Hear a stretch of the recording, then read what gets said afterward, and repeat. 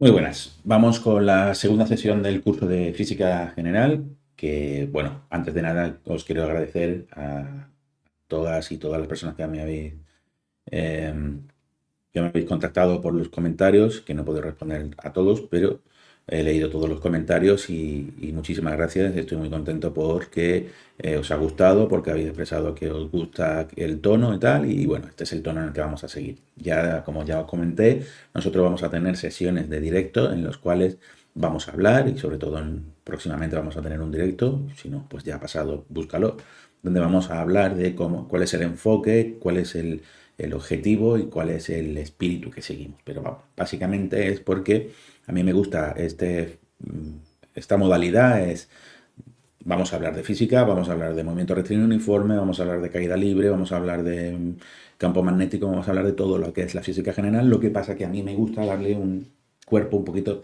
más matemático con pinceladas eh, de por dónde va el contenido matemático de todo esto que estamos tratando en la física. Me parece que es algo que enriquece y a mí me da tranquilidad y paz de espíritu. Porque al fin y al cabo yo tengo una visión teórica de la física, aunque soy un enamorado de las pruebas experimentales y tal, pero evidentemente a mí me gusta saber qué hay detrás de cada concepto físico, cómo implementamos esos conceptos físicos desde el punto de vista matemático.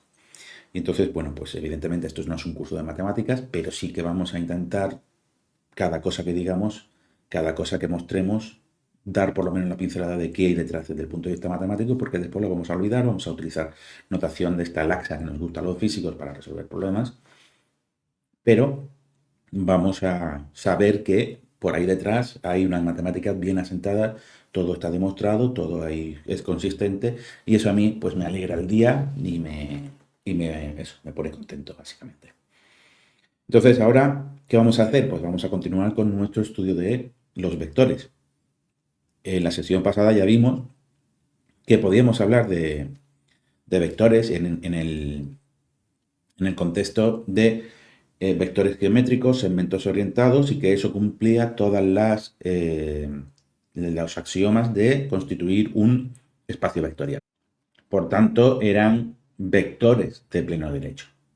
Entonces, bueno, una vez que ya tenemos vectores, y ya os prometo que no voy a decir más eso de vector geométrico y tal, aunque hay algunas veces lo diré para puntualizar, cada vez que digamos vector en lo que sigue y mientras que no se diga lo contrario, estamos hablando de vectores geométricos, de segmentos orientados. Muy bien, vamos a compartir y vamos a hablar de una de las características fundamentales de lo que es un vector, ¿no? Cuando uno abre un libro de física general y ve la distinción que hay entre escalares y entre vectores, pues lo que te dicen es, un vector es algo que tiene módulo, dirección y sentido. Entonces, módulo parece que es una de las características fundamentales que definen a un vector geométrico. Entonces, el módulo es una cosa importante y en física normalmente se denota con el vector metido entre dos barras tipo valor absoluto o la letra que identifica el vector sin, sin flecha. ¿Qué es un vector? ¿Qué es un módulo? El módulo del vector.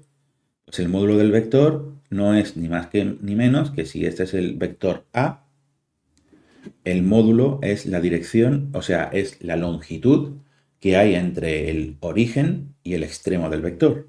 Es decir, toda esta longitud es la longitud A. Y a esto lo llamaremos el módulo. Entonces el módulo es una distancia, una longitud. Claro, esta afirmación ya nos tiene que poner sobre aviso de que algo no va eh, acorde con lo que nosotros estuvimos dedicándole una sesión completa a establecer lo que era un espacio vectorial. ¿Por qué? Pues porque nosotros, en nuestra definición de espacio vectorial, dijimos tenemos un conjunto donde tenemos una operación interna, la suma de vectores da vectores, y además tenemos una operación externa, y es que podemos multiplicar números por vectores, y eso sigue dando vectores. Ahí no hay ninguna noción de cómo medir longitudes de vectores. Ninguna noción. ¿Eso qué quiere decir? Pues que vamos a tener que ampliar esta estructura de espacio vectorial y convertirlo en un espacio donde sí que pueda disponer de la maquinaria necesaria para decir esto tiene esta longitud, este vector tiene esta longitud y aquel vector tiene aquella longitud. Es decir, que yo pueda hablar de módulos o de longitudes de vectores, depende de que haya una estructura matemática que me permita hacerlo. Entonces, ahondando en esto, pues nuestro objetivo ahora es ver esa longitud, si yo puedo hablar de ella o no. Tal y como la tenemos ahora, que es nuestro conjunto V, la operación interna, la operación externa y el conjunto numérico R,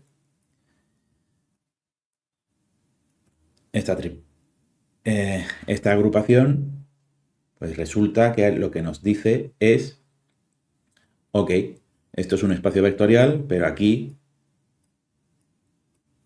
yo no tengo ni idea de cómo calcular longitudes. Con lo cual, andando, pues aquí lo que tenemos es... Perdón, se me ha ido. Aquí. Lo que nosotros tenemos es que hemos hecho una afirmación no trivial diciendo el vector tiene un determinado módulo. No es trivial porque no sabemos cómo calcular ese módulo.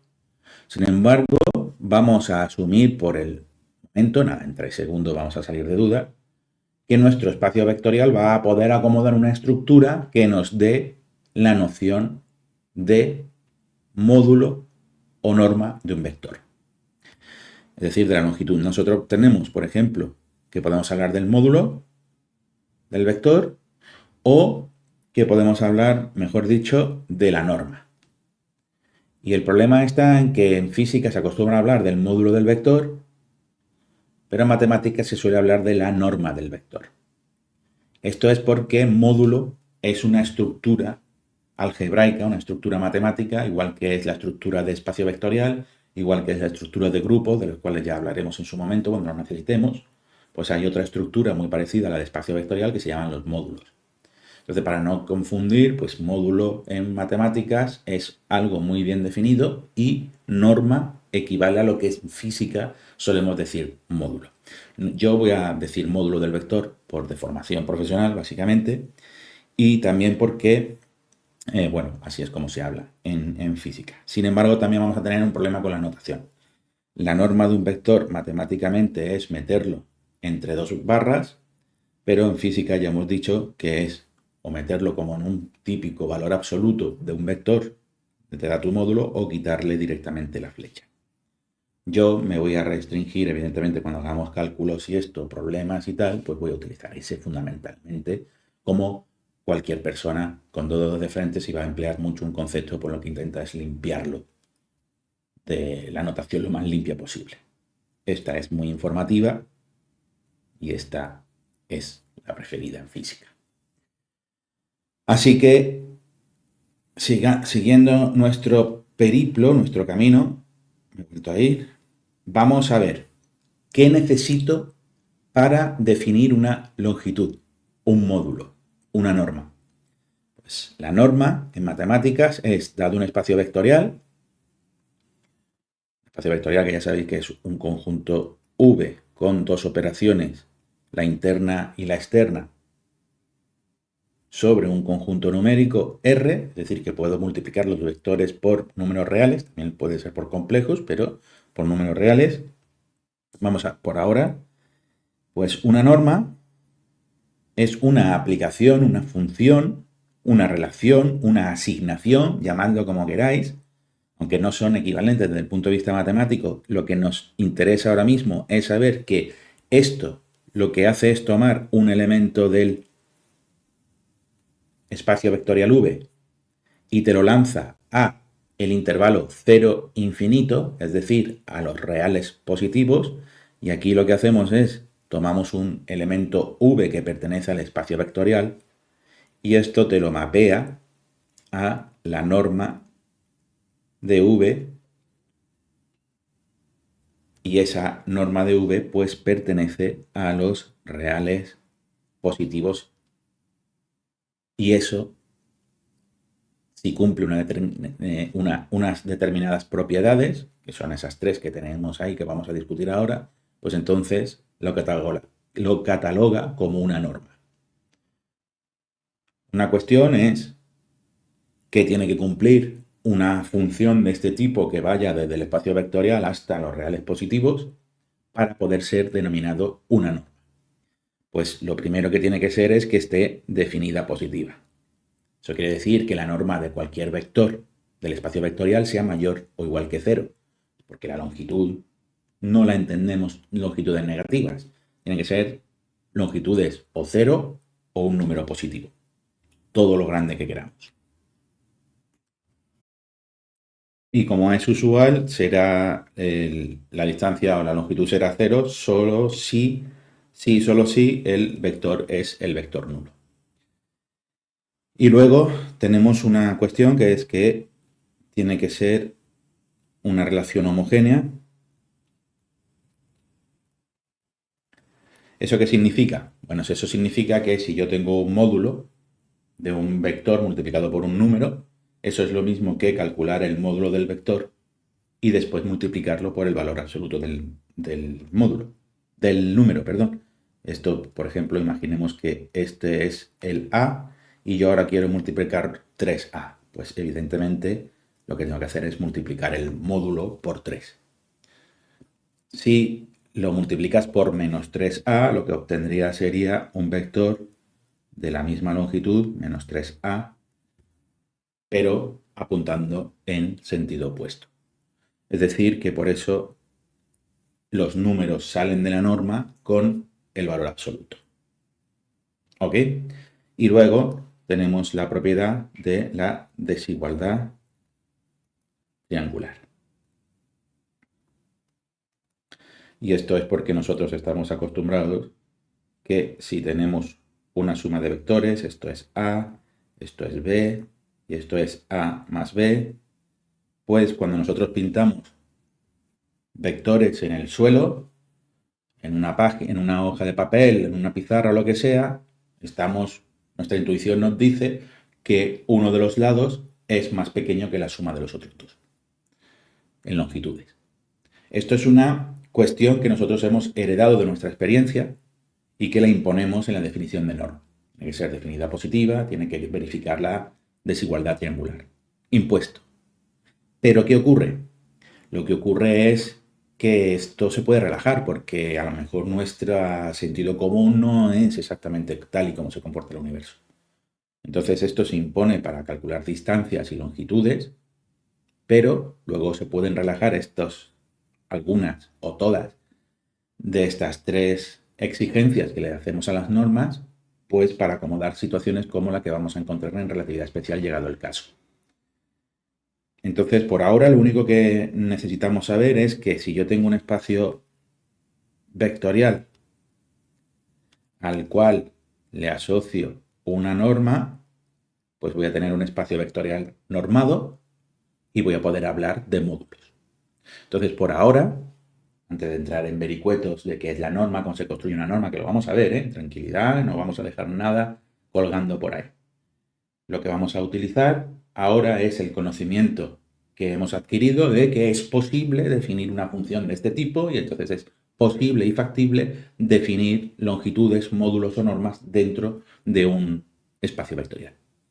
Entonces, vamos a ahora, asumiendo que nosotros podemos definir módulos, es decir, que estamos trabajando en un espacio normado, si queréis, pues supongamos que nosotros tenemos el espacio vectorial V, que además de esto, os recuerdo, que vamos a suponer que tenemos una norma definida, es decir, estamos ampliando la estructura.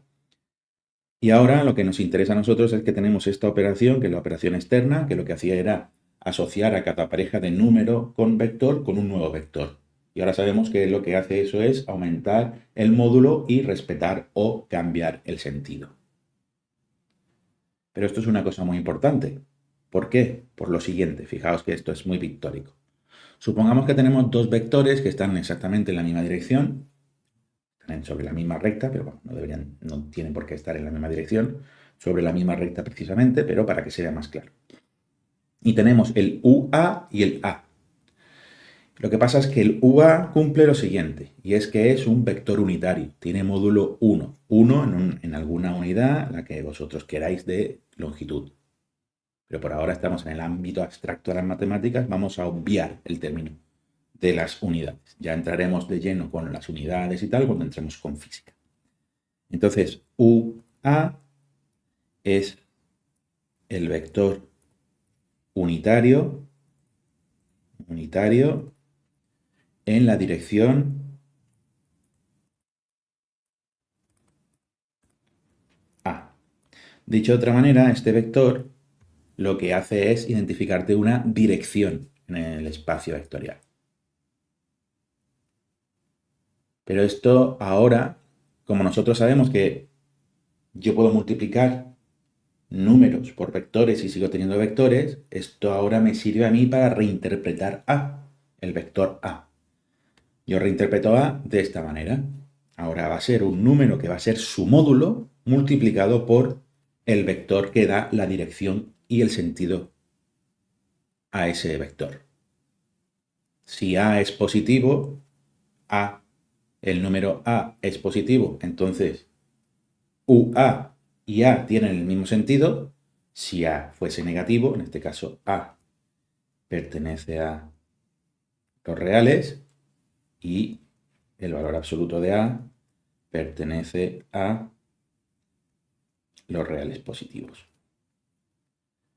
En física, ¿qué se acostumbra a hacer? Pues decir que A pertenece a los reales positivos y aquí meter un más menos, dependiendo de si tienen los dos vectores, el UA y el A, tienen el mismo sentido o tienen sentido opuesto. Pero ahora esto es una cosa muy interesante. ¿Por qué? Porque aquí lo que nos está diciendo es que yo A y UA están relacionados entre sí. Dicho de otra manera, dado un vector A, siendo su módulo A, el vector unitario asociado en la dirección y sentido de ese vector original A viene dado por esta relación. Es decir, que a nosotros nos dan cualquier vector y para hallar el vector unitario asociado en esa dirección de ese vector que nos acaban de dar, lo único que tenemos que hacer es dividir ese vector por su módulo. Y esto es una cosa que vamos a utilizar infinidad de veces. Y es una cosa muy bonita que nos va a servir luego para muchísimas cosas. Desde el punto de vista de la física, de descomponer, de que quiero saber esta dirección cuál es, etc, etc. Sigamos. Esto de la dependencia y la independencia lineal de vectores muchas veces no se trata en los libros de física general. Sin embargo, a mí me parece que para poder hablar apropiadamente y someramente de bases, pues es necesario tener un concepto de qué es un conjunto de vectores linealmente dependiente o linealmente independiente. Nosotros lo que vamos a definir es la dependencia lineal y la independencia será pues, lo contrario, lo que no cumpla, que es dependiente. Entonces, vamos a definir lo que es la dependencia lineal de vectores y vamos a suponer que tenemos una colección de vectores A. Esa colección de vectores, evidentemente, será un subconjunto del espacio vectorial V. Esa colección de vectores es el vector A1, A2, A3, A4, AN. Supongamos que tenemos n vectores. Y entonces, lo que nosotros estamos diciendo es que vamos a enumerar esto con un índice. El A sub I, lo que te está diciendo es que I pertenece a estas posibilidades. Esto debería de haberlo escrito con unas bonitas llaves mejor, así. Perfecto. Porque indica una colección de objetos, no importa el orden. Y entonces tenemos que el I es el 1, es el 2, es el 3, es el N. Entonces, esto es una notación que muchas veces lo que diremos simplemente es tenemos una colección de cosas A sub I, con I desde 1 hasta N si queréis. O directamente, si está claro desde dónde hasta dónde corre el índice, pues vamos a decir esto y ya está. Pero esto es mucho más económico que tener que escribir toda esta lista porque no sabemos cuántos elementos tiene, pues que tenga infinitos, o infinitos numerables o lo que sea. Pero bueno, ya ha aparecido un índice ahí abajito, que eso nos pone contentos. A mí me pone contento, ya tenemos ahí un índice que lo único que hace es enumerar, ¿eh? Son elementos de un conjunto de vectores, el conjunto A, que es subconjunto del espacio vectorial V. Entonces nosotros sabemos que si son elementos de un espacio vectorial, nosotros podemos hacer combinaciones lineales, es decir, podemos hacer suma de esos vectores multiplicados por números. Como tenéis ahí, lambda 1 por A1, más lambda 2 por A2, más lambda 3 por A3, así hasta el n. Y que como eso todo es un espacio vectorial, y que esos son vectores de V, pues esa suma también va a vivir en V. También pertenece a V. Por tanto, el resultado de esa suma es un vector en V. Pero no podemos escribir tanto. Así que lo que vamos a hacer es, vamos a meter una notación, y la notación es la sumatoria. Esto lo que significa es suma desde hasta. Suma desde i igual a 1 hasta i igual a n. Entonces lo que estamos diciendo es, píllate aquí el lambda 1 a 1, más el lambda 2 a 2, más el lambda 3 a 3, más el lambda 4 a 4, más el lambda n a n. Y entonces es exactamente esta cosa. ¿Qué ocurre? Pues que esto es mucho más económico de escribir. De hecho, se puede reducir más, que lo vamos a ver ahora dentro de un ratito. Por ahora estoy contento con esto. Ya hemos introducido el sumatorio, hemos introducido el lambda. Ya tenemos esa notación que realmente es resumir lo de arriba. ¿Qué es lo que significa? Es una suma de n términos. Pero esa suma de n términos vive en V. ¿Y eso por qué es importante? Pues vamos a suponer, perdón, esto debería haberlo quitado, pero vamos a suponer que nosotros tenemos pues una suma de vectores de forma que te da el 0. ¿Ves tú cómo? Sí, te da el 0, mira, ¿ves? Haces esta composición y te da el 0. Con no todos los coeficientes lambda sub i, es decir, todos los números que van multiplicando a los distintos vectores de la colección A, no son nulos. Hay algunos que son distintos de 0. Claro, si son todos nulos, pues eso ya se cumpliría trivialmente. Aquí la gracia está en que yo puedo componer este vector, lo sumo con este vector, lo sumo con este vector, lo sumo con este vector y lo sumo con este vector y ese resultado es 0. Pero esos vectores no son nulos. Y luego puedo hacer eso multiplicando cada vector de ese por un número y al final que me salga un 0. Si ocurre eso, que hay una combinación que te da 0 sin que todos los coeficientes sean nulos, entonces diremos que el conjunto A es linealmente dependiente. Pero que sea así, ¿qué significa? Que sea linealmente dependiente, lo único que nos dice es, supongamos que nosotros tenemos esa suma. Vamos a suponer que, bueno, algunos de esos lambda será 0, pero no todos. Específicamente, el lambda j es distinto de 0. Ese es uno de los que no son 0. ¿Y esto por qué es importante? Porque vamos a ver lo que significa dependencia lineal.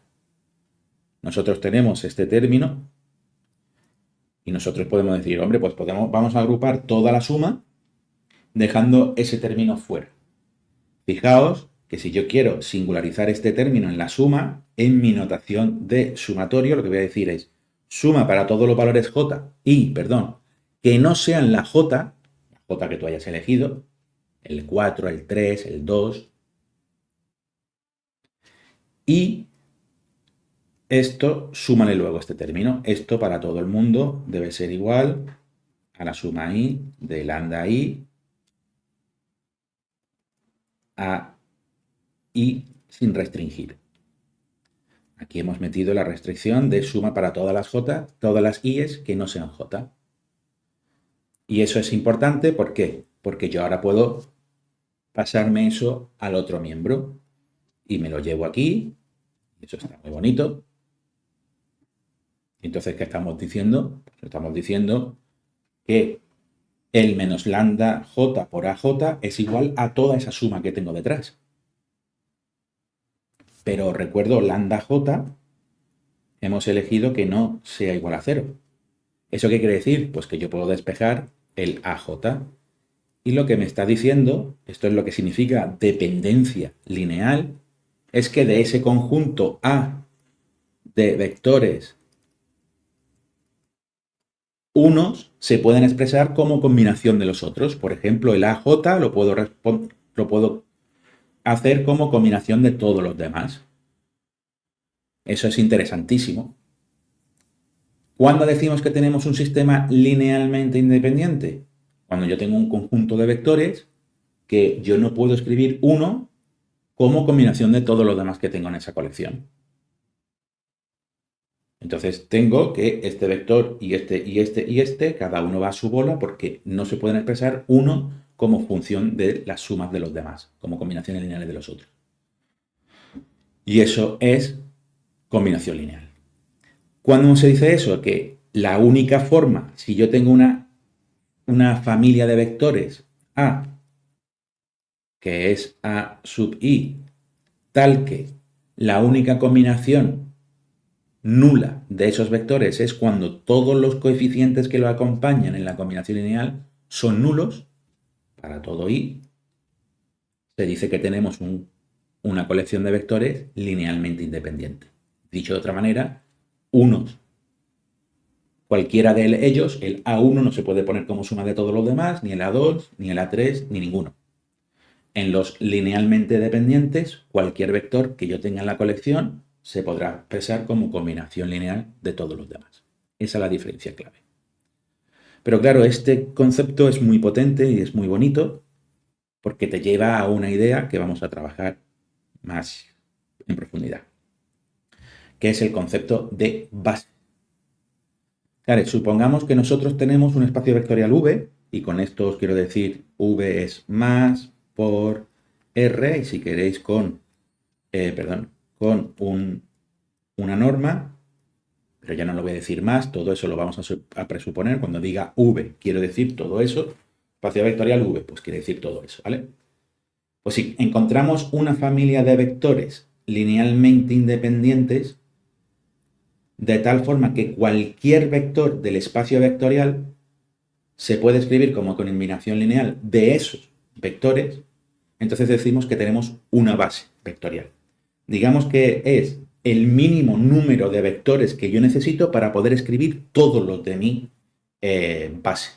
Esto es lo que habéis visto 252.000 millones de veces si habéis estudiado algo de física y decís, tengo el vector I, el vector J y el vector K. Cualquier vector V será coeficiente 1 por I más coeficiente 2 por J más coeficiente 3 por K.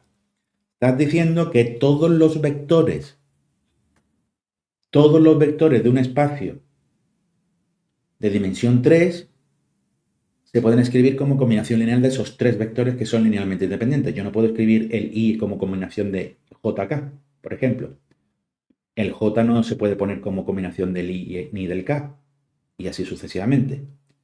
De hecho, nosotros decimos que estamos en un espacio de dimensión 3 porque las bases en ese espacio tienen tres elementos, tienen tres vectores. Si en ese espacio las bases tienen 4, 5, 7, diremos que la dimensión es 4, 5 o 7. Es decir, que el número de vectores en una base es lo que te da la dimensión lineal de tu espacio vectorial. Y evidentemente esto se puede extender hasta dimensión infinita, pero nosotros vamos a trabajar siempre con dimensión finita. Y entonces vamos a introducir que las bases generalmente vamos a poner E sub I. Entonces aquí, cualquier vector A, para todo vector A que pertenece al espacio vectorial, yo puedo escribir A como una combinación lineal de elementos de la base, donde las C super I pertenecen a los reales hasta que no se diga lo contrario. Y aquí hay un puntito clave, y es que generalmente vosotros podemos encontrar que esto se puede escribir así. Pero Lo más lógico y lo mejor es escribirlo las componentes con el índice arriba y las bases con el índice abajo. Esto ahora carece de importancia, carece de sentido, carece de cualquier cosa que nos parezca razonable. Sin embargo, es fundamental esta distinción de posición de los índices. Lo que pasa es que no estamos en disposición de explicarlo todavía, todo llegará. Por ahora lo que os pido es confianza, os da igual que escribamos el índice arriba o abajo y queda casi más bonito, es como somos ya casi mayores, ¿no? Así que las componentes de los vectores van a llevar los índices arriba. Entonces, nosotros tenemos una base, los elementos de la base los enumero con un índice abajo, tengo el vector 1, el vector 2, el vector 3, el vector n de la base, y luego cada coeficiente en las combinaciones lineales será el coeficiente que acompaña al vector 1, el coeficiente que acompaña al vector 2, pues es el c super 1, el c super 2. ¿Qué es lo malo de esta notación? Pues que si yo quiero elevar el c3 o el c2, esto no es c al cubo o c al cuadrado, esto es la componente 3, la componente 2. Si quiero elevarlas al cuadrado, pues tengo que poner paréntesis y elevar al cuadrado. Pero bueno, es un mal menor. Evidentemente, otra cosa que me gustaría comentar es que las bases no son únicas. Yo puedo tener distintas bases, todas del mismo número de vectores, evidentemente. Si estoy en dimensión 3, todas mis bases tienen dimensión 3 y lo único que hace es que si yo cambio la base, pues cambiará los coeficientes. Pillo otra base, pillo la base E', y los coeficientes cambiarán. Entonces yo podré tener el vector escrito en una base, C, I, E, I, o el mismo vector escrito en la base prima, E', y las componentes prima, C', I. Es el mismo vector, solo que está descrito como combinaciones lineales de distintas bases y evidentemente vamos a ver un juego de cambio de base. Yo ahora estoy en esta base, ahora me quiero ir a la otra y evidentemente hay una forma de pasar de una a otra que veremos en su debido momento. Pero vamos a dar dos detalles. Dada una base, si yo tengo una base y elijo una base, la expresión de un vector en una base es única. Esto es en dos bases. Yo tengo dos bases y en cada base tendrá su expresión. Pero si yo me restrinjo quiero trabajar con esta base de vectores, el i, el j y el k, que es la base usual que tengo que no me gusta esa nomenclatura, pero bueno, la vamos a usar, que tengo en 3 dimensiones, pues la expresión del vector a con esa base es única. De hecho, vamos a demostrar esto, que es muy facilito. Esto se hace por reducción al absurdo. Supongamos que yo tengo una única base y que con esa base yo lo que tengo es dos expresiones diferentes del vector. Es decir, tengo un conjunto de componentes C1, C2, C3 y otros números diferentes D1, D2, D3 multiplicando a los mismos elementos de la base. Claro, algo ya no está bien. Es que te lo pide el cuerpo. Pero supongamos que se pudiera hacer. Vamos a suponer que esto se puede hacer. Entonces vamos a llegar a una inconsistencia. ¿Cuál es la inconsistencia? Pues vamos a sumar, más bien a restar estas dos cantidades, y si yo resto estas dos, eso evidentemente es el nulo, pero voy restando. Esto es C1 menos D1 por E1, C2 menos D2 por E2, y así sucesivamente. Eso se puede escribir de esta forma. Pero claro, como esto de aquí es una base, esto es una base, esto es un conjunto linealmente independiente, una colección linealmente independiente de vectores. Para que te dé 0, esa combinación lineal con esos vectores que son linealmente independientes, tiene que ocurrir que todos los coeficientes que acompañan a esa combinación lineal sean 0. Es decir, todo esto tiene que ser 0, pero si eso es 0, entonces quiere decir que la expresión CI es igual a la de I, es decir, la componente iésima es la misma para todo I. Por lo tanto, no puedo tener dos expresiones numéricas diferentes de las componentes de los vectores. Y esto es precioso, es una demostración muy bonita, muy simple. Darle una vuelta. Y ahora, pues lo que hemos dicho, la dimensión de un espacio, la dimensión lineal, para ser preciso, de un espacio vectorial, pues es el número de elementos de la base. Si es una base finita, claro. Si tenemos que V es de dimensión n, eso significa que cualquier conjunto linealmente independiente de n vectores es una base. Por eso os digo que las bases podemos tener muchísimas bases. Pero una vez que nos comprometemos con una base indeterminada, la expresión de cualquier vector en esa base es única. Muy bien. Pues mira, aquí tenemos una intuición pictórica de algo que tú te puedes hacer un par de dibujitos y claro, si yo estoy en 2 dimensiones, pues evidentemente yo puedo decir, hombre, si yo me pillo el conjunto V, este conjunto es linealmente dependiente. ¿Por qué? Porque básicamente yo puedo poner que V es igual, W es igual a 2V y entonces yo puedo decir, vale, pues entonces yo puedo hacer la combinación 2V menos W y eso es igual a 0. Es una combinación que te da 0 y los coeficientes que acompañan a los vectores de ese conjunto no son ninguno 0. Uno es el 2 y el otro es el menos 1.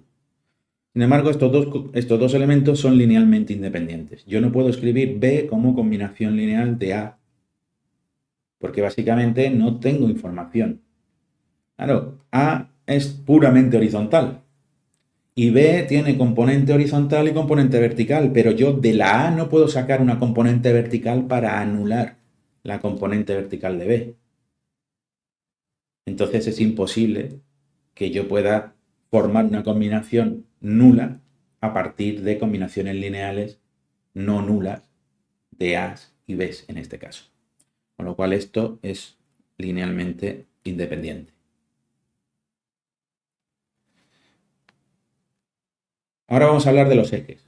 Ejes coordenados, ejes cartesianos. Entonces, en una dimensión, pues yo puedo poner una dimensión, y solo me puedo mover en una dimensión, entonces solo tengo un grado de libertad. Puedo irme hacia la derecha o hacia la izquierda.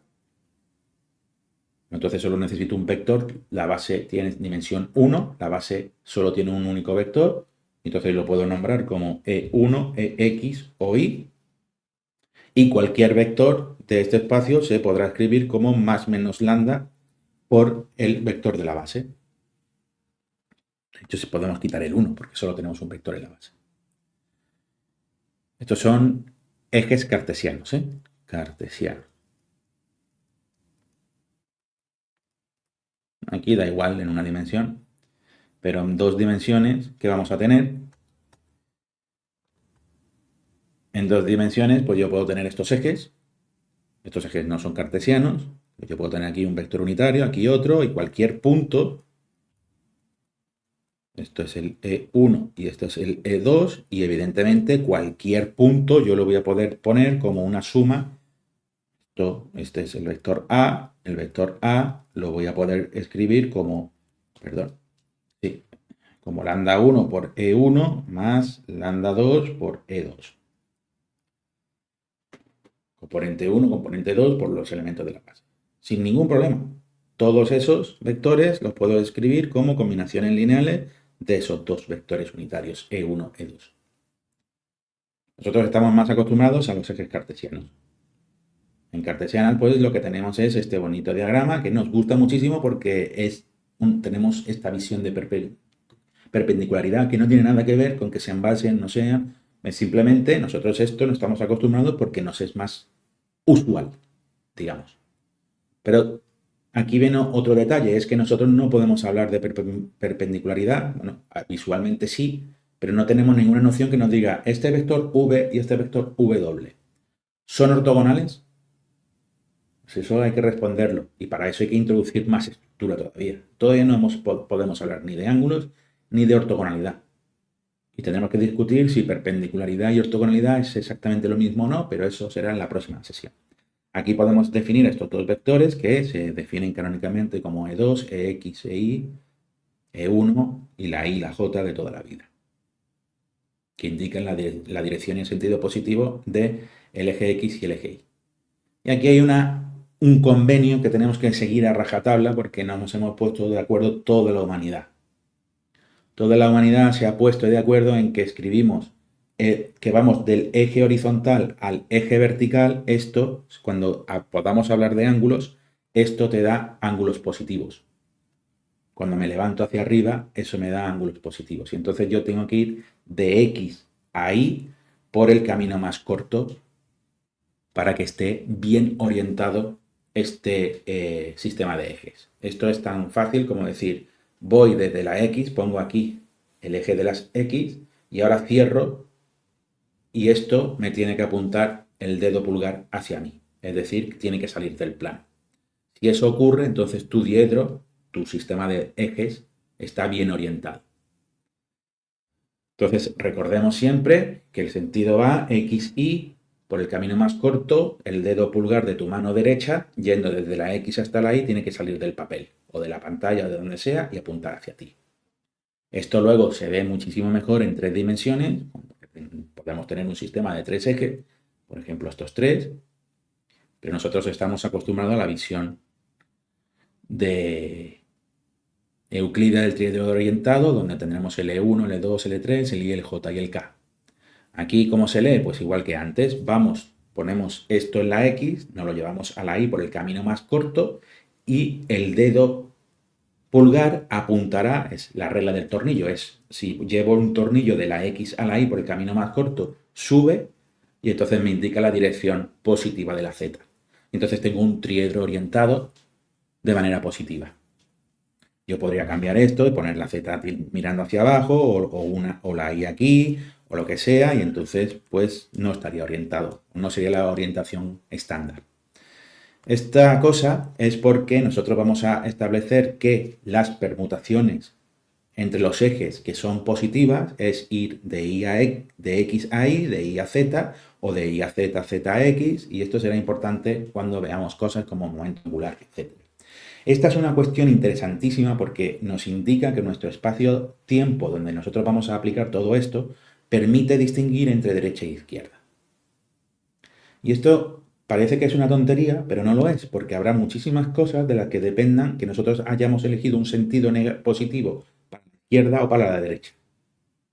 Y eso es establecer precisamente este ciclo de permutaciones positivas. Esto quedará meridianamente claro cuando veamos cosas como el producto vectorial, que luego lo aplicaremos para cosas como el momento angular, por ejemplo. O para establecer cómo son las fuerzas magnéticas sobre carga en movimiento. Pues aquí todo eso va a depender de una elección que nosotros hemos hecho de qué es para nosotros el sistema, el sentido positivo. Entonces nos hemos puesto de acuerdo toda la humanidad para decir, este es nuestro sentido positivo.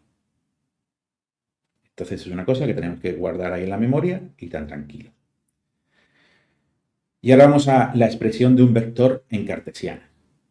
Es un vector en cartesianas en una dimensión es, y lo hemos visto, A por el vector.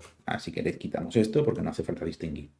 En 2 dimensiones pues tendremos C1 por E1 más C2 por E2 y en 3 dimensiones, aquí me ha faltado esta, pues será C1 por E1 más C2 por E2 más C3 por E3.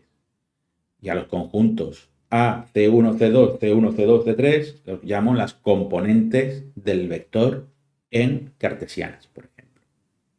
Aquí en realidad estamos trabajando con una base, la que sea, la base E1, E2, E3, pues es la componente, las componentes de ese vector en esa base. Aquí, por ejemplo, cuando hagamos movimientos rectilíneos uniformes, acelerados, no acelerados, lo que sea, movimientos en una única dimensión, pues nosotros no vamos a tener que utilizar el vector A, es simplemente más menos A por E. Entonces nos podemos olvidar de los vectores y trabajar simplemente con sentido positivo, sentido negativo. Eso lo que nos dice es, hemos elegido la línea recta, hemos elegido este es el sentido positivo, este es el sentido negativo, pues yo aquí he elegido que el sentido positivo es hacia la derecha. Pero alguien puede decir, no, yo prefiero que el sentido positivo sea hacia la izquierda. ¿Por qué? Porque yo tengo que mi móvil va hacia la izquierda y yo quiero que ese sea el sentido positivo. pues da igual, elige el sentido que tú quieras. Aquí no hay ningún problema, tienes la libertad absoluta. Cuando estás en 2 y en 3 dimensiones ya no tienes la libertad absoluta. ¿Por qué? Porque tienes que ser consistente con que todo sea cíclicamente positivo en la elección que hemos hecho entre todos. Pero aquí da lo mismo. Entonces aquí vamos a tener una libertad de signo en nuestros problemas. ¿Quiere decir que esté bien una elección u otra? Esto lo hablaremos largo y tendido. No, no tiene nada que ver. Es elija usted un criterio de signos y atienda a eso y sepa interpretarlo. Positivo para mí es hacia la derecha y negativo hacia la izquierda. En este problema, en el siguiente lo voy a cambiar. Ahora positivo es hacia la izquierda y negativo hacia la derecha. Pero cuando yo esté haciendo un ejercicio, yo tengo que saber en todo momento interpretar los signos y por supuesto no cambiar de criterio en mitad de un cálculo, porque entonces aparecerán signos que no corresponden a la realidad. Todo está en las matemáticas no fuerzan a la física, sino que la acompañan, la describen, permite expresarla, pero no la coartan. Entonces tú eliges el signo y lo interpretas físicamente. ¿Y esto se puede hacer? Claro, la matemática te lo permite, te acompaña, pero no te fuerza que te pongas con una o con otra, con una elección de signo o con otro. En 2D, pues lo que tenemos es eso, ¿no? Aquí tenemos el vector A. Esto es C1, esto es el valor C2. Que luego lo llamaremos a X, a Y, a Z, lo que sea. Pero para que se sepa. Y esto, luego tenemos que uno puede transformar esto a una cosa impresionante, que es lo que se llama la base canónica. Es decir, ok, pues esta es mi base, en la base con la que yo voy a trabajar, pues voy a pillar la base más fácil de todas, que es el 1, 0 y el 0, 1, porque esos vectores establecidos como líneas en columna de números son linealmente independientes y ahora yo voy a poder expresar que el vector A es C1 por el 1, 0 más C2 por el 0, 1. Dicho de otra manera es C1, C2 en columna.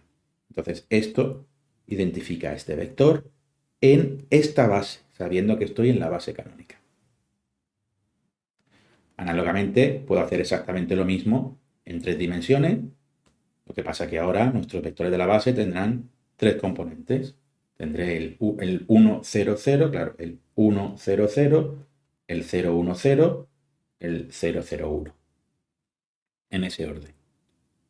Las posiciones de esos unos vienen dados porque estoy yendo de X a Y y después a Z siguiendo el ciclo este que habíamos establecido. El primero es el X, el segundo es el Y, el tercero es el Z.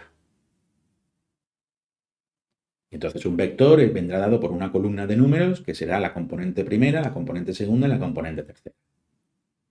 Entonces esto, si yo elijo aquí y digo, no, esto es el vector CI, pues yo sé que es C1, C2, C3. Precioso. Luego veremos ejercicios y esto cuando terminemos con todo esto y todo será mucho mejor. Ahora vamos a hacer operaciones por componentes. Vamos a matar moscas a cañonazos, porque voy a utilizar índices a porrillo. Por ejemplo, si yo tengo los vectores A1 y A2, los voy a poder expresar como el vector A1 viene dado por la componente 1 del vector 1, la componente 2 del vector 1, la componente 3 del vector 1. Eso es lo que significa esta notación doble índice. Las de arriba son las que acompañan a los elementos de la base, son las componentes, y el de abajo me dice qué vector es. Yo podría haber puesto simplemente un A y un B, pero me gusta ser malévolo. Es decir, a esto lo podría haber llamado B y esto lo podría haber llamado B1, B2, B3. Este podría haberlo llamado A simplemente y este el A1, el A2 y el A3. ¿Por qué lo he puesto así? Para que sea más divertido. Ahora el vector A1 se expresará como este sumatorio que tenemos aquí, donde está claro que tengo las componentes del vector 1 asociadas a la base. Y el vector 2 pues se escribirá así. ¿Esto es matar moscas a cañonazos? Por supuesto, pero es un buen momento, ahora que estamos libres, no tenemos que resolver problemas de movimientos ni de fuerzas, pues para pensar un poco en índices, para que se nos vaya quitando el miedo. Ahora, ¿qué es hacer la suma A1 más A2? Pues es simplemente sumar las componentes. Sumo la componente 1 del 1 y la componente 1 del 2. Sumo la componente 2 del 1, la componente 2 del 2. Sumo la componente 3 del 1, la componente 3 del 2. Y eso lo puedo hacer todas las componentes que tenga. 7, 70, 70.000. Pero claro, esto es hacer una suma de dos vectores, es sumar el vector 1 con el vector 2, pues pongo un índice j. Y digo que es una suma extendida desde j igual a 1 hasta j igual a 2. Esto es exactamente A1 más A2. Pero yo ahora esto lo quiero expresar en componentes. Entonces, este AJ, yo lo que hago es decir, ese AJ en componentes es A super I sub J por EI. Y estas son las componentes del AJ para el 1 o para el 2. ¿Se ve claro? Si tuviese 30 sumandos, pues sería para el 1, para el 2, para el 3, para el 30. Y ahora vamos a ver qué ocurre. Bueno, a mí lo que me interesa es hacer la suma para 1 y para 2 por componentes. Eso quiere decir que yo quiero hacer primero la suma para j y luego la suma para i. Pero las sumas las puedo ordenar como yo quiera, porque las sumas son conmutativas y son asociativas. Eso quiere decir que esos sumatorios se pueden mover. Yo puedo sumar primero sobre j y después sobre i. Entonces, si yo hago primero la suma sobre j, pues lo que obtengo es esto de aquí. Y la EI queda fuera. ¿Por qué? Pues porque no tiene índice j, así que no se ve afectado por ese sumatorio. Se queda eso así. ¿Y eso qué es? Pues es el AI1 más el AI2 por el elemento de la base EI. Y ahora empezamos. Para i igual a 1, lo que yo tengo es el A1, 1 más el A1, 2 por el E1. Ahora para i igual a 2, pues esto es el A2, 1 más A2, 2 por el E2 más para el I3, pues esto es el A3 1 más el A3, 2 por el E3. Y es exactamente lo que teníamos antes. Básicamente la suma por coordenadas, por componentes, perdón, la suma por componentes es sume usted cada componente con su componente, la X con la X, la Y con la Y, la Z con la Z. Pero esto es la visión con índices que os recomiendo que la repaséis, que la juguéis y ya está, y luego la olvidéis hasta que la necesitemos otra vez. Pero es divertido hacer esto. Y luego si la vemos como vectores columna, como columna de números, pues es sumar el elemento primero, el elemento segundo, el elemento tercero es la suma de primeros, la suma de segundo, la suma de tercero. Componente X sumadas, componentes Y sumadas, componente Z sumadas. Si tengo más componentes, pues componente a componente. Esto evidentemente es conmutativo, es asociativo, es distributivo respecto del producto por números, bla, bla, bla. Cumple todas las propiedades que tiene que cumplir de ser una cuestión de ser un espacio vectorial. Operación producto por un escalar. Pues producto por un escalar es yo multiplico lambda por el vector A, es multiplicar lambda por esta combinación que es componente primera por vector de la base primero, más segundo por segundo, etcétera, etcétera. Y es, evidentemente, distribuyo lambda por el primero, más lambda por el segundo, más lambda por el tercero. Es decir, que cada componente va multiplicada por lambda. Lo que estoy diciendo es que cada componente del vector va multiplicada por lambda. Así que multiplicar un vector por lambda es multiplicar cada una de sus componentes por lambda. Eso es lo que estamos diciendo. Y en forma de vector columna, pues es multiplicar cada una de las componentes por lambda. Lambda por A1, A2, A3 es lambda A1, lambda A2, lambda A3. Y así. Y ya sabemos operar con componentes. Facilísimo. Y ahora vamos a ahondar un poquito, y con esto vamos a ir terminando, con los módulos o normas. Nosotros postulamos que dado un A, vamos a postular, vamos a exigir, queremos que pase que su norma sea esta. La norma del vector A sea la suma de componentes al cuadrado. Si tengo un vector A que es C1 por E1 más C2 por E2 más C3, perdón, más C3 por E3. Un segundito. Ponemos el índice aquí arriba mejor. C3 por E3. Pues entonces el módulo será la raíz cuadrada de C1 al cuadrado más C2 al cuadrado más C3 al cuadrado. Entonces imponemos esta norma. ¿Por qué? Porque queremos.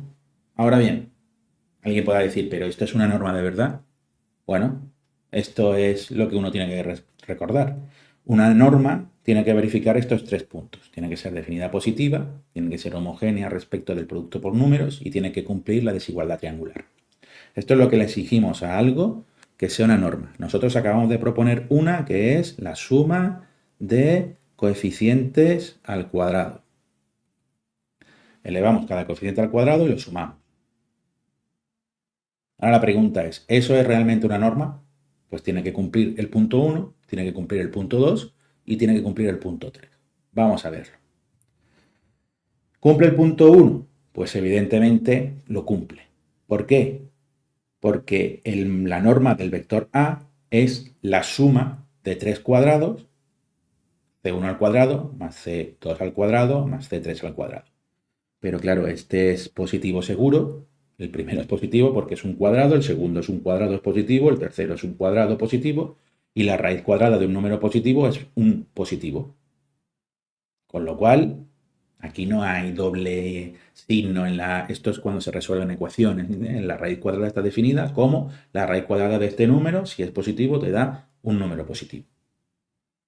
Con lo cual es positivo. Si A fuese 0, significa que cada coeficiente es 0, porque los coeficientes acompañan a elementos de la base que son linealmente independientes, así que si el vector es el vector nulo, significa, si yo encuentro que un vector tiene norma 0 o módulo 0, significa que C1 al cuadrado más C2 al cuadrado más C3 al cuadrado es 0. Pero como son tres sumas de tres elementos positivos, pues entonces solo puede ser verdad si C1 es igual a C2, es igual a C3, es igual a 0. Porque aquí no hay nada que pueda restar, con lo cual no hay nada que pueda compensar la suma de los otros dos. Con lo cual, como es una suma de tres cosas positivas igualada a 0, significa que es 0 más 0 más 0. Es muy bonito eso, con lo cual esto, check. Esto lo cumple. Vamos a ver el segundo punto. El segundo punto es la homogeneidad. La homogeneidad es muy fácil de calcular. Nos pillamos, multiplicamos lambda por el vector A. Eso es lambda por C1 más lambda por C2 más lambda por C3 acompañado por los elementos de la base, como ya hemos visto. Y entonces el módulo sería, por la norma, lambda por C1 al cuadrado, lambda por C2 al cuadrado, lambda por C3 todo al cuadrado. Ahora sacamos factor común, lambda al cuadrado, y es lambda al cuadrado que multiplica a la suma de las componentes del vector al cuadrado. Pero claro, como esto es un lambda al cuadrado, esto lo puedo sacar fuera de la raíz. Y eso, entonces, ahora sí, eso tiene que salir como valor absoluto, porque la lambda puede ser más o menos. Puede ser un número positivo, puede ser un número negativo. Cuando lo saque fuera de la raíz, yo eso no lo voy a ver y entonces solo me va a salir su valor absoluto. Yo no voy a saber si lo que había dentro, es decir, si aquí dentro tengo un 4, lo que yo sé es que lo que sale fuera es el valor absoluto de 2. Porque yo no sé si ese 4 venía de un 2 o de un menos 2. Y como no puedo saberlo, pues entonces tengo que meter este, que será el valor absoluto de 2. Porque el 4 puede ser 2 al cuadrado o menos 2 al cuadrado. Como no sé lo que es, tengo que asumir que estoy trabajando con el valor absoluto. Con lo cual al final obtengo que esto, la segunda condición también se cumple. Muy bien. Lo hemos hecho muy bien, la verdad. Y ahora esta. Esta es más entretenida. Y además es muy bonita, ¿eh? Porque hay una idea feliz que... ¿Esto cómo se te ocurre? Bueno, se te ocurre porque te lo han contado antes y porque lo has hecho 40 veces. Entonces, Ahora me toca a mí contároslo a vosotros. A mí no se me ha ocurrido, a mí me lo han contado. Me lo contaron en su momento, pensé, esto es imposible que se me ocurra. Cuando lo haces 3 veces, enseguida que te encuentras un nuevo problema, dices, voy a atacar por aquí. Es igual como las cosas de reducción al absurdo. Esta expresión de esto es única en la base. Pon. Solo existe un único elemento neutro. Reducción al absurdo. Cada vez que te dicen no sé qué es único, tú dices, bueno, pues voy a empezar la demostración asumiendo que no lo es. Entonces tienes esa idea feliz. Que no es una idea feliz, que es que te has acostumbrado a que cuando uno empieza y te enuncia no sé qué, no sé cuánto es único, dices tú, voy a demostrarlo al revés, asumiendo que no lo es. Pues ahora lo que vamos a ver aquí es muy bonito, ya veréis. Lo que nosotros tenemos que encontrar es que, dada la suma de dos vectores, el módulo de la suma sea menor o igual que la suma de los vectores individuales. El módulo de A, el módulo de B, la norma de A, la norma de B. Como aquí todo es positivo, y esto es importante, porque como si estamos trabajando con una norma, esto es mayor o igual que 0, esto es mayor o igual que 0, esto es mayor o igual que 0, todo es positivo, pues esta relación se cumple también si elevamos al cuadrado. Y dice, ¿pero por qué elevamos al cuadrado? Bueno, pues ahora veremos, a ver por qué elevamos al cuadrado. Es porque nos vamos a quitar términos espurios y vamos a trabajar siempre con cosas absolutamente positivas, siempre. Vamos a estar siempre de acuerdo en que todo lo que estamos ahí sacando es positivo, todo el rato. Entonces decimos, se cumplirá esto y solo si se cumple esto con los cuadrados. ¿Por qué? Porque todo está definido positivo. En principio, porque todavía no sabemos si es una norma o no. Lo que estamos viendo es que nuestra norma cumple esto. Nuestra propuesta sí que cumple que todo esto es positivo. Y entonces, claro, si tú tienes algo positivo y tú dices P es menor que Q, por ejemplo, 2 es menor que 5 o igual, 2 al cuadrado tiene que ser menor o igual que 5 al cuadrado. Esto es como un ejemplo chorra, pero para que veáis el sentido que tiene esto. Entonces nosotros vamos a preferir trabajar con los cuadrados. ¿Por qué? Porque con los cuadrados nunca vamos a tener problemas con positivos. Entonces nosotros tenemos aquí esto y hacemos, ok, vamos a desarrollar la parte verde, la parte de la izquierda. Desarrollamos la parte de la izquierda por componentes. Eso será la suma de A1 más B1 al cuadrado, más, que es básicamente hacer esto, es quitarte las raíces cuadradas, que eso es una cosa importante, es verdad, esto no me acordaba. Tú tienes aquí una raíz cuadrada y esto, manipular raíces cuadradas sería un desastre, porque esto recuerdo que es la raíz cuadrada de un sumatorio de cosas de ci al cuadrado. Claro, esta raíz cuadrada, esto conviene quitársela. Pues ese cuadrado lo metemos para quitarnos esta raíz cuadrada. Entonces, pues hacemos que esto es la suma de la primera componente, la de la segunda, la de la tercera, todo eso al cuadrado. Y ahora desarrollamos los cuadrados de las tres cosas estas. Y entonces tenemos, fijaos, vamos a intentar cambiar sin que se me rompa la presentación, que hoy estamos teniendo problemitas con esto, pero sin que se rompa, vamos a intentar poner, por ejemplo, yo qué sé, un moradito, venga. Solo para que veáis, ¿vale? El primer término. Fijaos, este y este, ¿qué es? Es este de aquí, ¿no? El módulo al cuadrado de A, o la norma al cuadrado de A. Es A1 al cuadrado más A2 al cuadrado más A3 al cuadrado, eso es A al cuadrado. La norma de A al cuadrado. Pero luego tengo B1 al cuadrado, B2 al cuadrado, B3 al cuadrado, sumadas. Eso es la norma al cuadrado de B. Y luego tengo los dos productos, que es A1B1 más A2B2 más A3B3, todo eso multiplicado por 2, por el desarrollo de los cuadrados. Y entonces me queda esta bonita agrupación, dos veces la suma de AI por BI. A1B1 más A2B2 más A3B3, todo eso multiplicado por 2. ¿Eso está claro? Esto os recuerdo que es esta parte de aquí. ¿Sí? Cambio al naranja de nuevo. Esta parte, bueno, dices tú, vale, ya me has convencido del cuadrado, has desarrollado la parte de la izquierda, etcétera, etcétera. Uy, perdón. Pero ahora necesitamos argumentar, ok, esta parte de aquí se ha convertido en toda esta parte. Ahora necesitamos transformar la parte de la derecha. La parte de la izquierda ya sabemos lo que es. La parte de la derecha, pues desarrollamos el cuadrado. Será la norma al cuadrado de A más la norma al cuadrado de B más 2 veces la norma de A por la norma de B.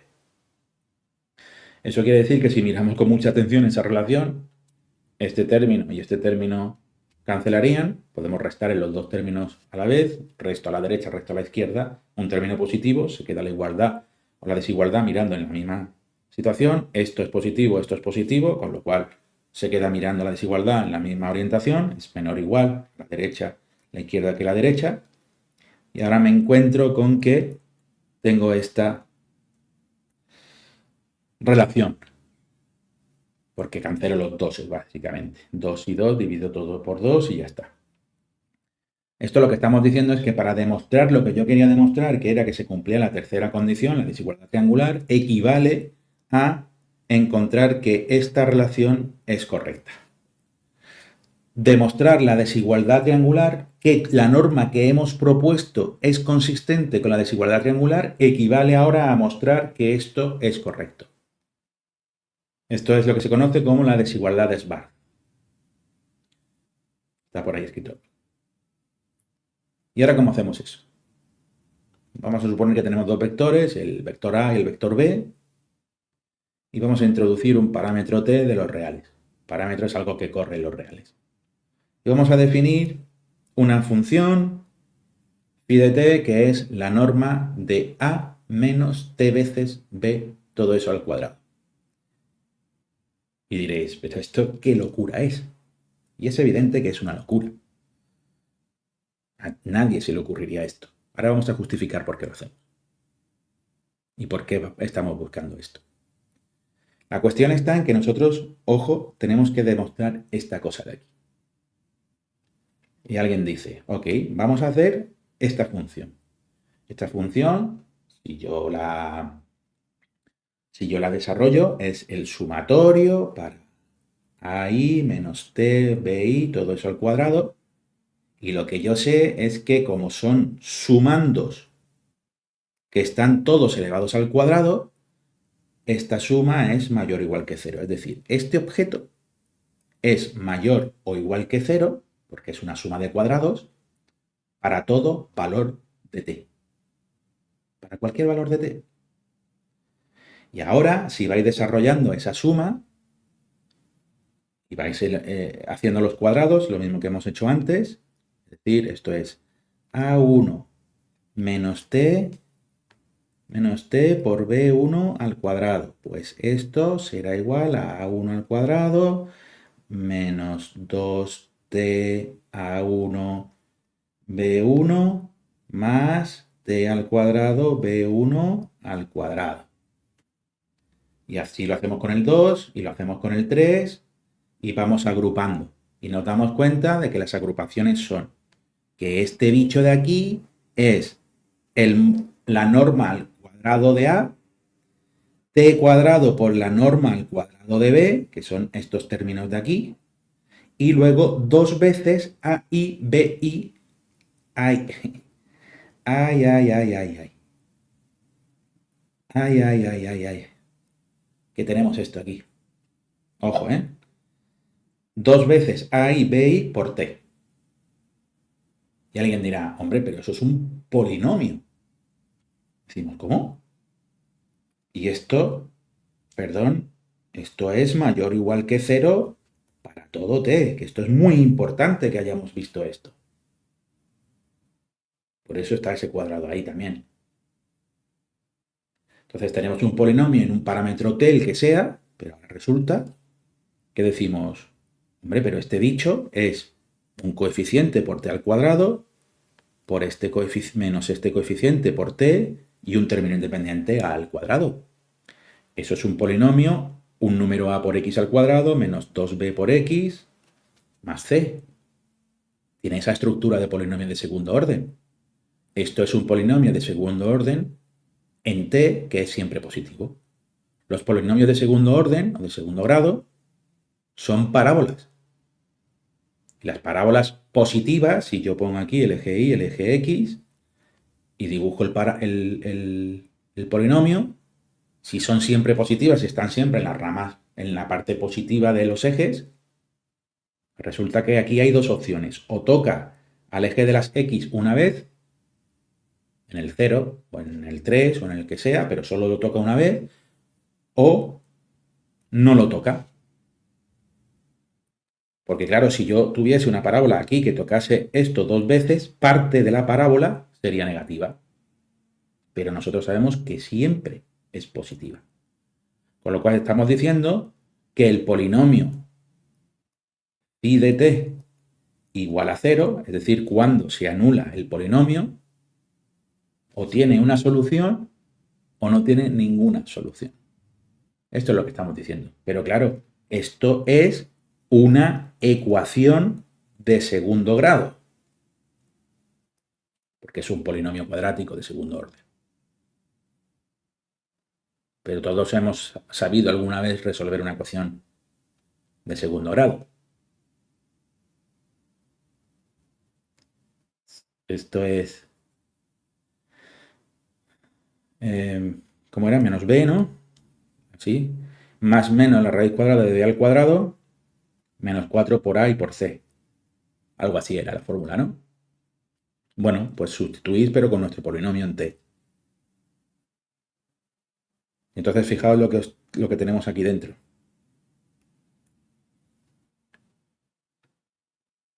Fijaos lo que tenemos aquí dentro. Aquí lo que estamos haciendo es que a al cuadrado es a al cuadrado. Ya os dije que la notación iba a ser laxa, pero os lo recuerdo. Y que tenemos entonces aquí dentro exactamente lo que veníamos a buscar. Esto se puede escribir como 2 veces sumatorio i de ai bi, todo esto al cuadrado, menos 4 por a al cuadrado por b al cuadrado, que es justo lo que venimos a contar. Y eso es lo que se conoce como el discriminante del polinomio de segundo grado. Ahora lo que está claro es que si ese discriminante, si esa delta es mayor que 0, lo que hay dentro de la raíz es mayor que 0, pues entonces el t, habrá dos soluciones del polinomio, cortaremos al eje en 2 puntos, aquí y aquí, que serán las soluciones de la ecuación. Eso no está permitido. ¿Por qué? Porque tenemos una parte negativa de la parábola. Y nosotros sabemos que nuestra parábola no tiene parte negativa, así que o bien tiene solo un punto de corte o no tiene ninguno. ¿Y cuando tenemos solo una solución? Cuando esto es 0, entonces la raíz cuadrada no contribuye, solo tenemos una solución. O no tenemos ninguna solución y eso significa que esto de aquí dentro es negativo y por tanto las soluciones estas no viven en los números reales, sino que vivirían en los números complejos. Pero no tendríamos ninguna solución real, no cortaríamos en ningún punto al eje real. Entonces, nosotros lo que nos interesa son estos dos casos, porque nosotros sabemos que nuestra parábola es positiva, con lo cual o no corta al eje o lo corta solo en un único punto. Eso quiere decir que nuestro discriminante tiene que ser menor o igual que 0. Pero eso significa que este bicho tiene que ser menos este, tiene que ser menor o igual que 0. Y si desarrollamos, lo que encontramos es que esto, la sumatoria al cuadrado de AI por BI, la sumatoria de AI por BI al cuadrado es menor o igual que A al cuadrado por B al cuadrado. Como todo eso son cosas positivas, porque así lo dictamina nuestra, lo que hemos dicho, que phi de t es positivo para todo t. Os lo vuelvo a enseñar, ¿vale? Esto tiene que ser, perdón, esto tiene que ser positivo para todo valor de t. Entonces, lo que resulta ahora es que esto lo puedo transformar a algo sin cuadrados. Es decir, yo puedo quitar este cuadrado y este cuadrado, porque si tengo una cosa positiva y una cosa positiva, que es menor o igual que una cosa positiva, esas dos cosas están elevadas al cuadrado, ya hemos visto que es lo mismo que no estén elevadas al cuadrado. Por tanto, lo que equivale es a este bicho de aquí. Esta cuestión es esta y esto lo cumple nuestro producto, nuestra propuesta, que es la raíz cuadrada de la suma de los cuadrados de las componentes. Nuestra norma, la norma esta, siendo esto c1 al cuadrado más c2 al cuadrado más c3 al cuadrado, esa norma es una norma. Nos permite definir longitudes y módulos de nuestros vectores. Esto luego lo vamos a olvidar enseguida.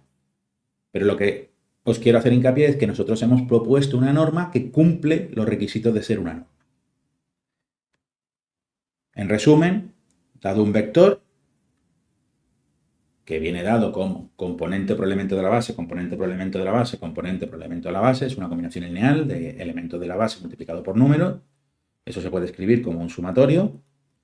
O, de una manera aún mejor, es, como tiene usted un índice arriba y un índice abajo repetidos, eso significa que hay un sumatorio oculto que no se ve. Ese es el criterio de Einstein.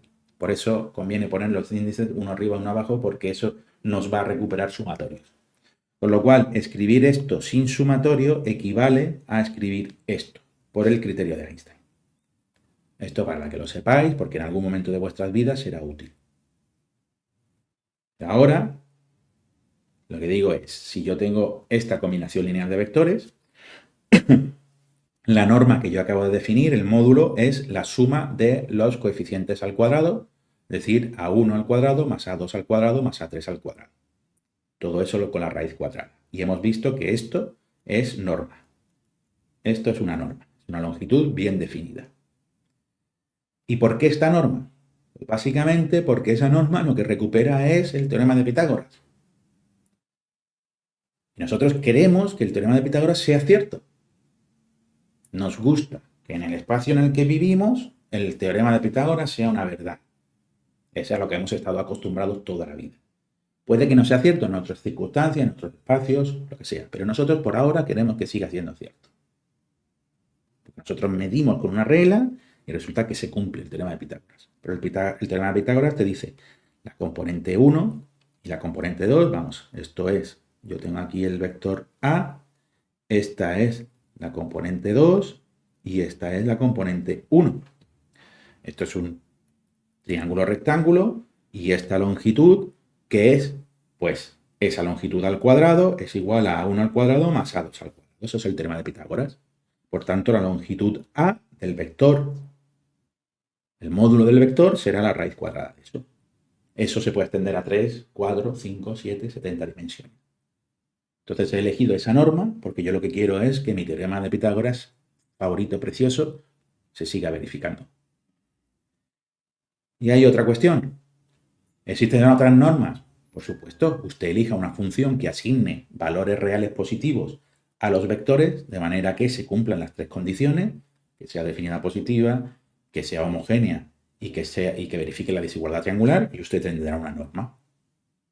Por ejemplo, aquí podéis jugar la norma 1, sub 1 y la norma infinito.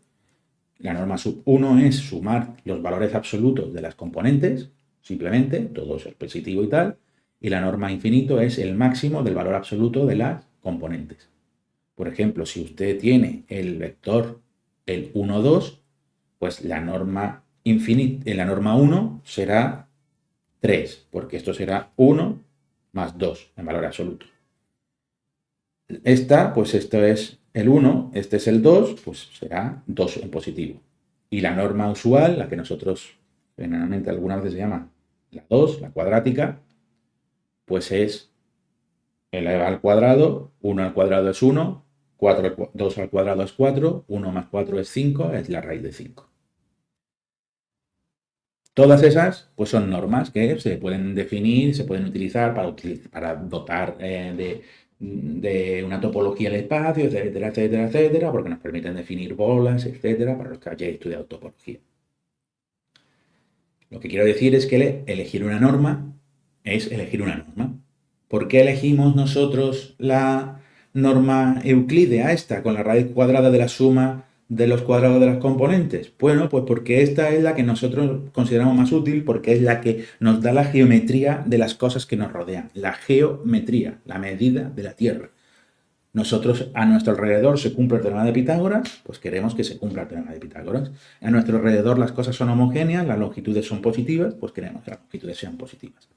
¿Qué pasa cuando vamos a ámbitos en los cuales nosotros no tenemos experiencias? Por ejemplo, nos movemos muy cerca de la velocidad de la luz.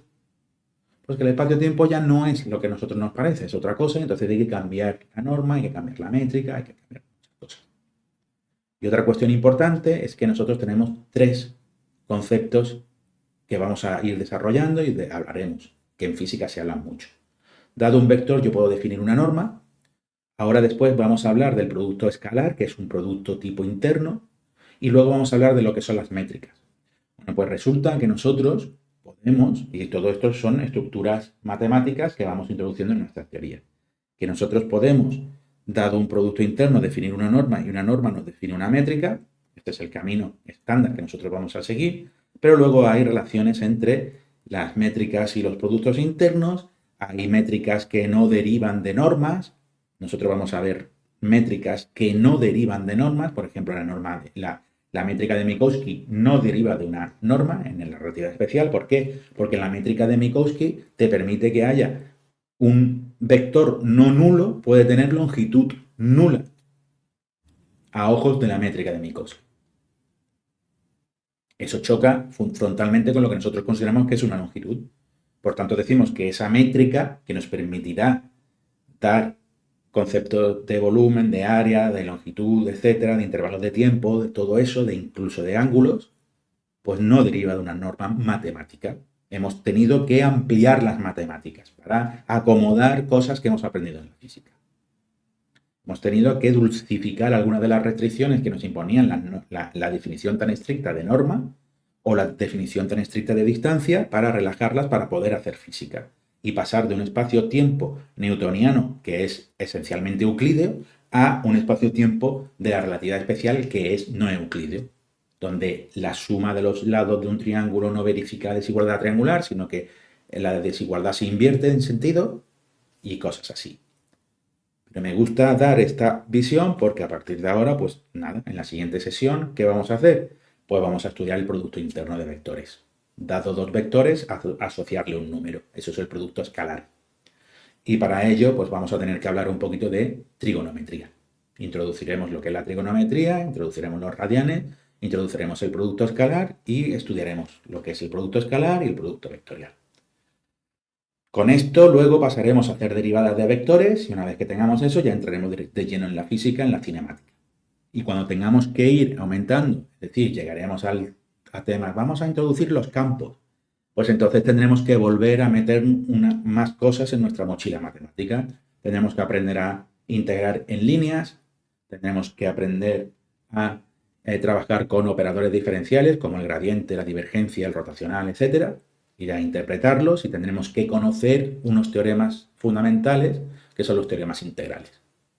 Entonces, todo eso nos irá dando un bagaje que nos permitirá afrontar cada vez más física. Podremos hablar de fuerzas conservativas, podremos entender perfectamente lo que es el campo eléctrico y el campo magnético, podremos hacer un montón de cosas, fluidos, etc. Entonces, nada, yo espero que os haya gustado muchísimo. Vamos a seguir en esta línea. Yo creo que ha estado una sesión bastante interesante y ahora lo único que seguiremos y el próximo jueves tendremos un directo para hablar de esto y si no, pues ya está grabado, búscalo, que habremos tenido una sesión de discusión con la audiencia que se preste y que quiera estar ahí. Muchísimas gracias por todo y espero que os esté encantando este curso tanto como me está encantando a mí. Muchas gracias y nos seguimos por aquí, ¿vale? Dale me gusta, comenta, etc. Hasta luego.